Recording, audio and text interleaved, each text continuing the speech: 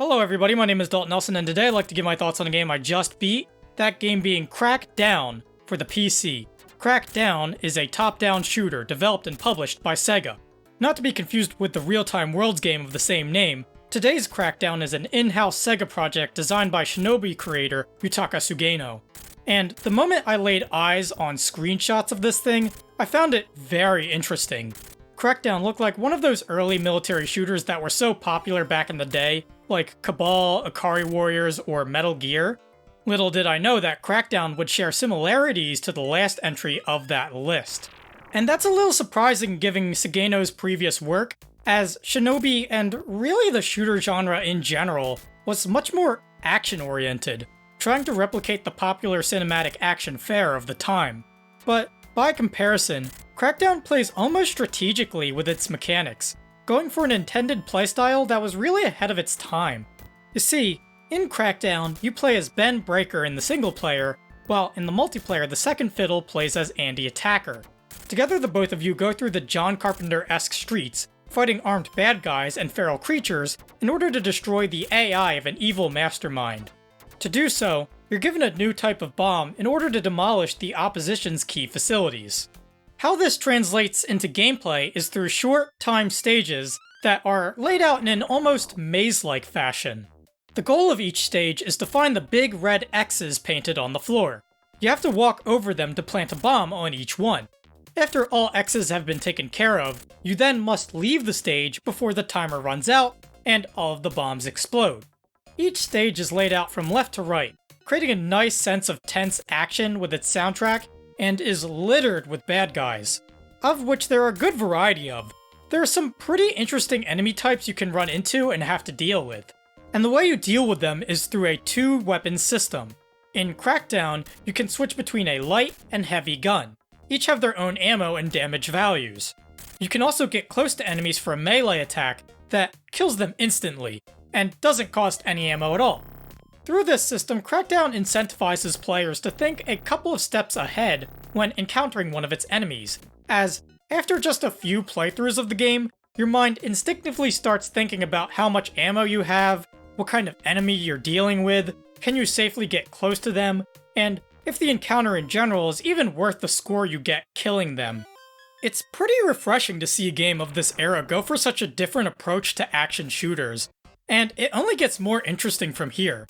Like, for example, you can press up against walls to avoid incoming fire, then pop out when the coast is clear. It's pretty cool seeing a proto-cover system that works really well here and is super easy to pull off. Crackdown also has a nice flow to it, as early parts of the game see you using the light weapon mostly, while latter parts feature enemies with higher health values, causing you to use the heavy weapon more. But that does start to get into my criticisms for Crackdown, as while the majority of this review has been glowing praise for the game, for being ahead of the curve on some things, or for its interesting ideas in general, there is some pretty bad design that undercuts a lot of Crackdown, to the point where I would say the majority of my time playing the game was filled with negative emotions rather than positive ones. For example, while the game's flow is driven pretty well with what weapon you use in which half, Crackdown is way too lenient with its ammo supply items it gives to the player, completely dissolving any tension that could have come from ammo management. However, while I wish gaining ammo was a bit more difficult, the AI on the other hand needs to be toned down. A lot of them can be very trigger happy, and will even seem like they shoot preemptively before they even see you.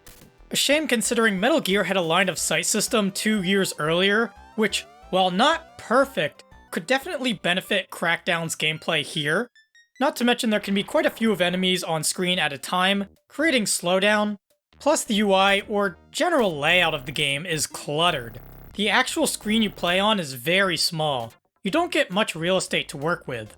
And of course, the enemy AI can see you as long as a pixel of them is on the screen, so you can have shots coming at you from adversaries you don't even see, creating a sense of unfairness.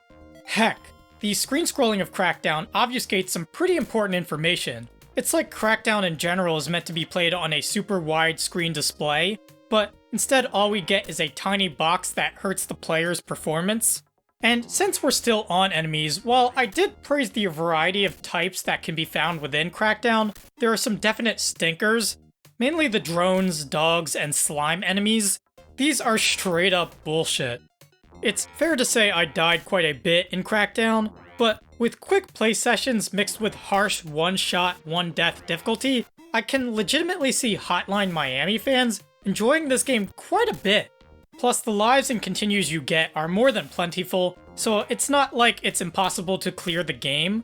Though with terrible obstacles like electricity, lasers, and esoteric progression getting in your way, Crackdown sure doesn't help the player feel like its software is playing fair.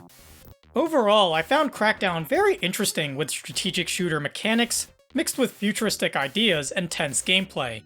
But at a final score of a high 4 out of 10, Crackdown also hampers a lot of its innovations and strengths, with bad design, hard AI, terrible obstacles, and cluttered presentation. But I would still recommend Crackdown for its interesting ideas alone. A lot of this game will blow you away, while the rest of it will just bomb. That concludes my review of Crackdown. If you like my reviews, you can like, comment, or subscribe. I also have social media links down in the description below, as well as a link to my online portfolio, where you can see game design works that I have done.